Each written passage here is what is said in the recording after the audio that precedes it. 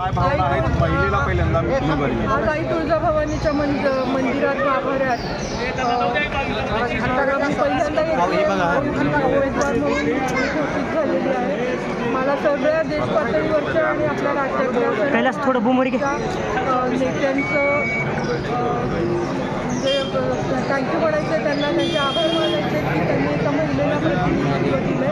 मला वाटतं या धाराशिव लोकसभेचं आई तुळजाभवानीच्या महाराष्ट्राच्या कुलस्वामीने आई तुळजाभवानीच्या धाराशिव लोकसभेमध्ये एका महिलेला प्रतिनिधित्व देऊन नारी शक्तीचा सन्मान महायुतीने केलेला आहे आणि 1001% आई तुळजाभवानीच्या आशीर्वादाने आणि सगळ्या माझ्या धाराशिव लोकसभेमध्ये नारी शक्ती ही निवडणूक हातात घेतील आणि निश्चित मला काय विजय 19 मध्ये तुम्हाला लोकसभा निवडणूक लढवायची होती, 19 मध्ये नाकारला आणि त्याच पक्षानं मग 24 मध्ये संधी मिळाली।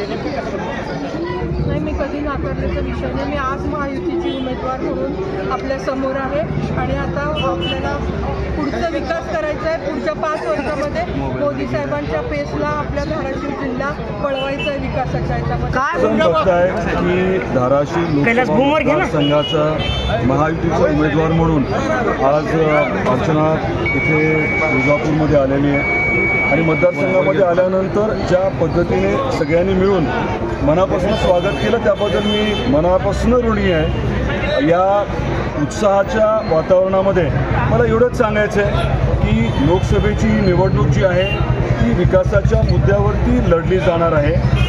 मोदी साहेबांच्या माध्यमातून आपल्या देशामध्ये अभूतपूर्व जो विकास झालेला आहे आणि पुढच्या 5 वर्षामध्ये मोदी साहेबांच्याच माध्यमातून यापेक्षा जास्त विकास होणार आहे।